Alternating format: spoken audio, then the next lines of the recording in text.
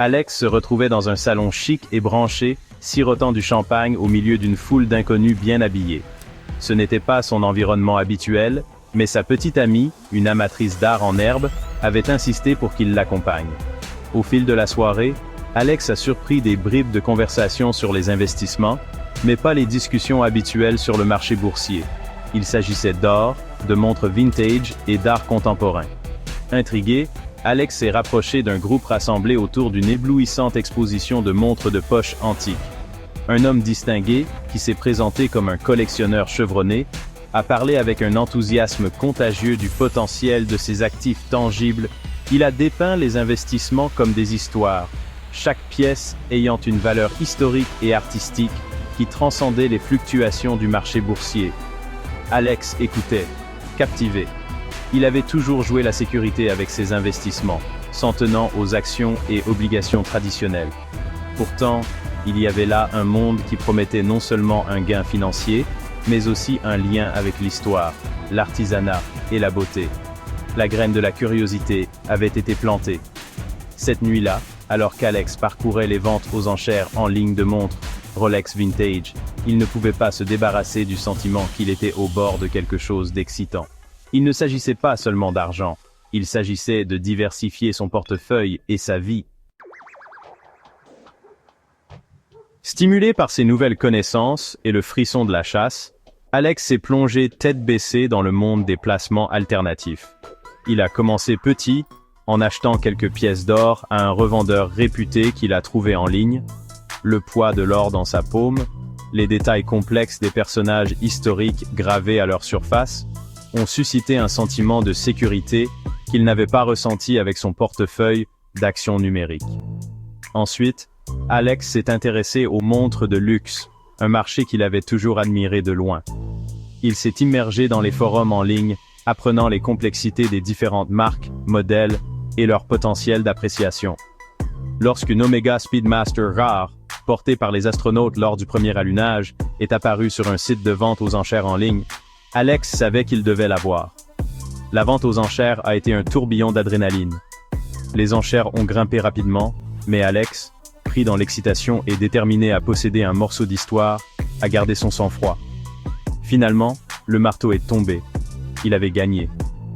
Le frisson de la victoire, combiné à l'anticipation de tenir la montre dans sa main, était enivrant.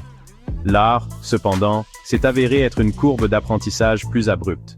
Alex a assisté à des vernissages, consulté des conseillers artistiques et dévoré des livres sur l'histoire de l'art. Il s'est intéressé aux artistes émergents, leurs visions audacieuses résonnant avec son propre désir de se libérer du conventionnel. Son premier achat, une peinture abstraite vibrante, est devenu la pièce maîtresse de son salon, un rappel quotidien de son incursion dans le monde des actifs alternatifs. Alex a trouvé le processus d'acquisition de ses actifs tangibles exaltant. Chaque achat est devenu une aventure, une quête de savoir et d'authenticité. Pour l'or, il a consulté des revendeurs réputés, apprenant à identifier la qualité et à repérer les contrefaçons. Il appréciait l'expérience tactile de tenir les pièces, de sentir leur poids et d'examiner leurs gravures complexes. La chasse aux montres de luxe a amené Alex à un autre niveau.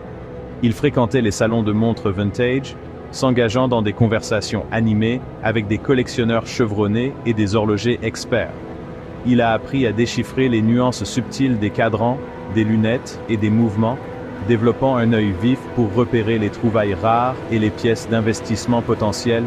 Le frisson de la chasse culminait dans la salle des ventes où l'énergie était palpable et les enjeux élevés. L'art, de par sa nature subjective, présentait un autre type de défi.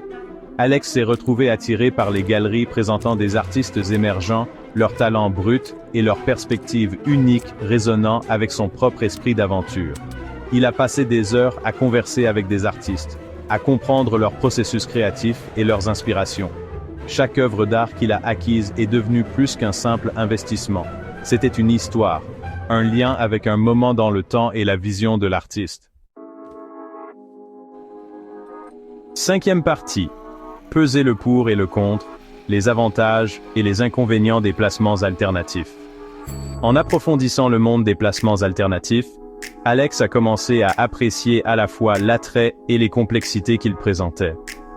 Du côté positif, les actifs tangibles comme l'or, les montres et l'art offraient un sentiment de sécurité et de stabilité que les portefeuilles d'actions n'offraient pas. L'or, en particulier, conservait sa valeur pendant les ralentissements économiques, agissant comme une valeur refuge en période d'incertitude.